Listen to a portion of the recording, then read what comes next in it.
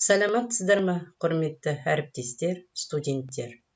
Қазақтың данышпан ақыны, ойшыл, дана ғұламаларының бірі, қазақ әдебиетінің ірі тұлғасы Абай Құнанбайұлының 175 жылдық мерейтойына орай бастауыш білім беру мамандығының 4-ші СКШО тобы студенттері ұйымдастырған Абайды білмек керек ойлы жасқа атты әдеби сазды кешімізді назарларыңызға ұсынамыз.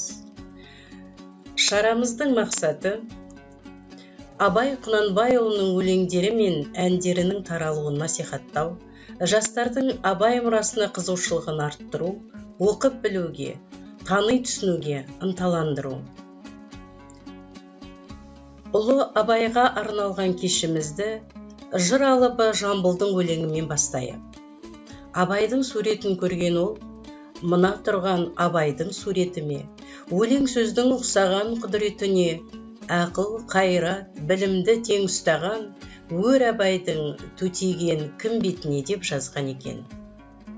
Абай Құнанбаев ақын, ағартушы, жазба қазақ әдебиетінің, қазақ әдеби тілінің негізін қалаушы, философ, композитор, аудармашы, саяси қайраткер.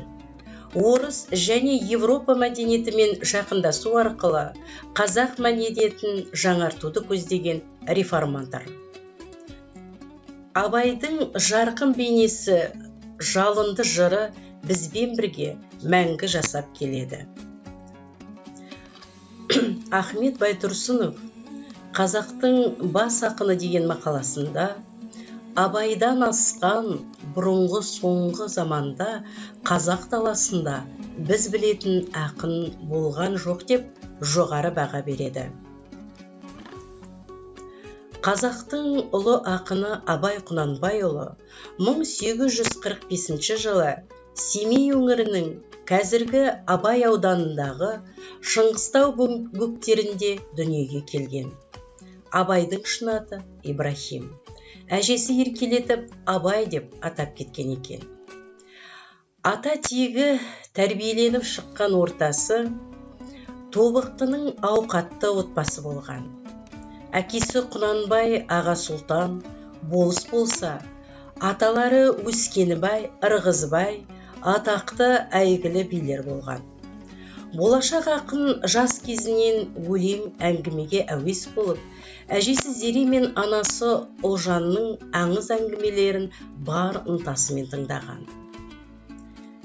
Өсе келе, медреседе білім алып, парсы тілін меңгеріп, шығыс ақындары шығармаларымен танысқан. Абай әлем және орыс әдебиетін тұңғыш рет ана тілімізге аударған.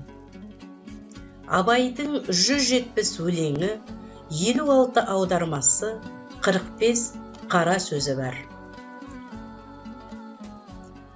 1891 жылдан бастап Абайдың басына ауыртпалық түсіп, бір-біріне ұласқан қайғы бұлты ашылмай қояды. Бірінен соң бірі сүйікті інісі Оспан, балалары Әбдірахман, Мағауия қайтыс болады. Қайғы қасіреттен күрт сынған Абай 1904 жылы өзі де дүниеден озады.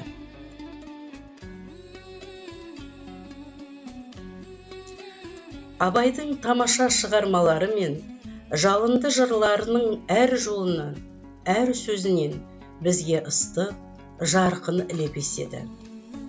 Ақын жас ұрпаққа терең ойға толы алуан өлеңдерін қалдырды. Ендеше өлең сөздің патшасы, сөз сарасы, қиыннан қиыстырар ер данасы, тілге жеңіл, жүрекке жылы тиіп, теп-тегіс жұмыр келсін айналасы. Деп Абай айтқандай, сөз кезегін өлең оқитын студенттерге берейік. Абай Құнанбаев, өлсе өлер табиғат, адам өлмес. Өлсе өлер табиғат, адам өлмес. Ол бірақ қайта келіп ойнап күлмес. Менімен менікінің айырылғанын өлді деп ат қойып төгінкей білмес. Көп адам дүниеге бой алдырған, бой алдырып аяғын көп шалдырған. Өлді деуге сиямы ойлаңдаршы, өлмейтұғын артына сөз қалдырған. Кім жүрер тіршілікте көңіл бөлмей, бақи қоймас фәнидің мінін көрмей. Міні қайда екен біле алмассың, терең ойдың телміріп соңын ермей. Дүниеге дос, ақыретке бірдей болмас, екеуі тап бірдей орны қалмас. Неге ынтық, мақшарға амалсыздың, иманы түгелдеуге аузын бармас. Әстемпаз болма әрнеге, өнерпаз болсаң арқалан. Сен де бір көрпіш дүниеге, кетігін тап та бар қалан. Қайрат пен ақыл жол табар, қашқанға да қуғанға. Әділет шапқат кімде бар, сол жарасар туғанға. Бастапқы екеу соңғысыз, біте қалса қазаққа. Алдың жалын, артың мұз, барар едің қай жаққа.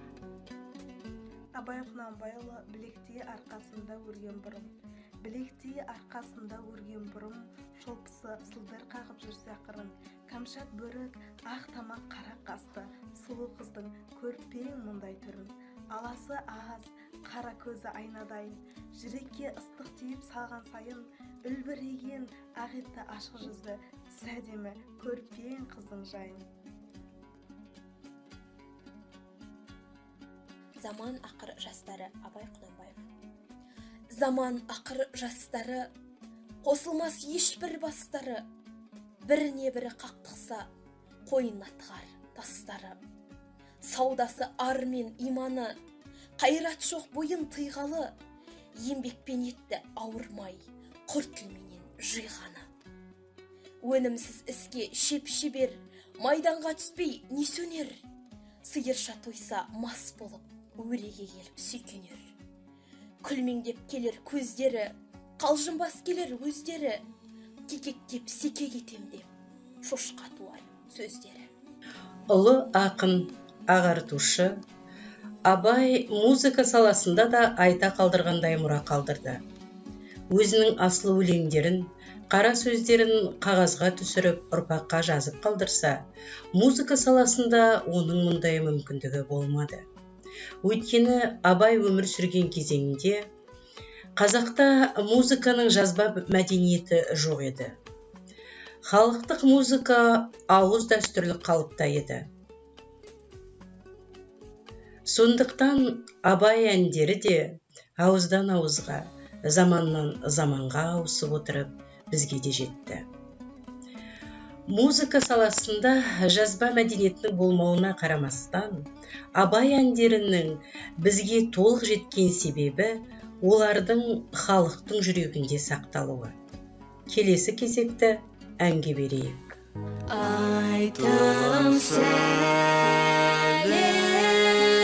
қалам қас, саған құрбан мал мен бас, саған ғана сені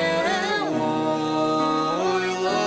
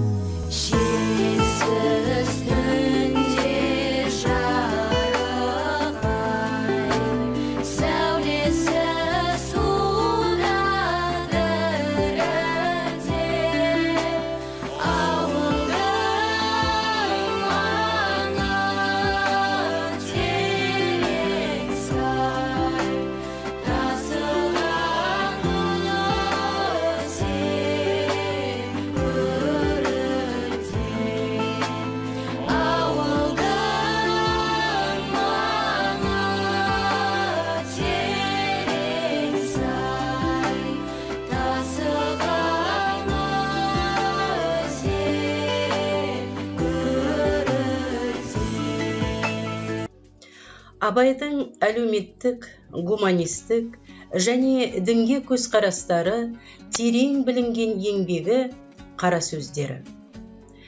Абайдың қара сөздері ұлы ақынның сөз өнеріндегі көркемдік қуатын, философиядағы даналық дүниетанымын даралап көрсететін классикалық стильде жазылған прозалық шығармасы. Жалпы саны 45 бөлек шығармадан тұратын Абайдың қара сөздері тақырыбы жағынан бір бағытта жазылмаған, әр алуан. Оның 6-7 үлгісі қысқа болса, кейбіреуі мазмұн, тақырып жағынан өзгешелеу, ауқымды болып келеді.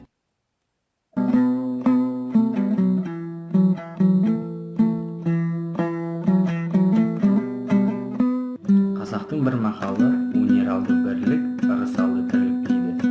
Бірлік қандай елде болады, қайтсе тату болады, білмейді. Қазақ ойлайды, бірлік ат ортақ, ас ортақ, киім ортақ, дәулет ортақ болса екен дейді. Олай болғанда байлықтан не пайда, кедейліктен не зиян? Ағайын құрмай мал іздеп не керек? Осы ма бірлік? Жоқ, бірлік ақылға бірлік, малға бірлік емес. Малыңды беріп отырсаң, атасы басқа, діні басқа, күні басқалар да жалданып бірлік қылады. Бірлік сатылса, антұрғандықтың басы болса. Ағайын алмай бірлік қылса керек, сонда әркім еспесін, Құдайдан тілейді, әйтпесе Құдайдан тілемейді, шаруа іздемейді. Әуелі бірін-біріне пәле іздейді. Не түсін, не ажарын, не өкпесін бұлдап, ол болмаса бір пәле салып, қорғалатын, әйтеуір бірін-бірі алдаудың амалын іздеседі. Мұның қай жерінен бірлік шықты? Ырысалды тірлік дейді, ол қай тірлік? Ол осы жан кеудеден шықпағандық па? Жоқ, ондай тірлік итте де бар.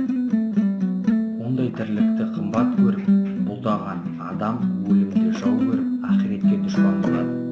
Жанын қорғалатып, жаудан қашып, қорқақ атанып, еңбек қылудан, қызмет қылудан қашып, еріншек атанып, ез атанып, дүниеде әлгі айтылған ырысқа дұшпан болады.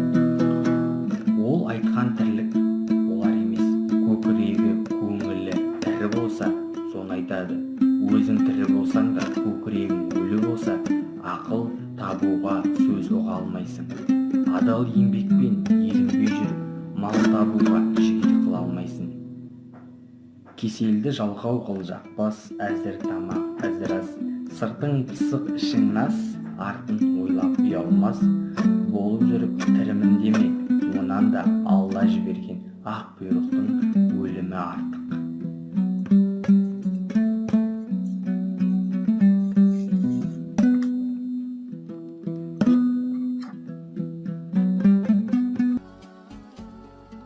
Ұлы ақын өз халқын өркендеген, өскен, еркін халық ретінде көруді арман еткен.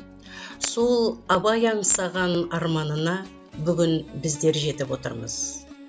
Абайды таныту арқылы біз Қазақстанды әлемге танытамыз, қазақ халқын танытамыз. Абай әрқашан біздің ұлттық ұранымыз болуы тиіс деп елбасы Нұрсұлтан Әбішұлы Назарбаев айтқан. Абай әлемін бүкіл дүниеге таратушы Мұхтар Әуезов мен Абай тереңінен шөміштеп қана іштім деген екен. Бізде Абай әлемін білуге ұмтылудан, ізденуден жалықпайық.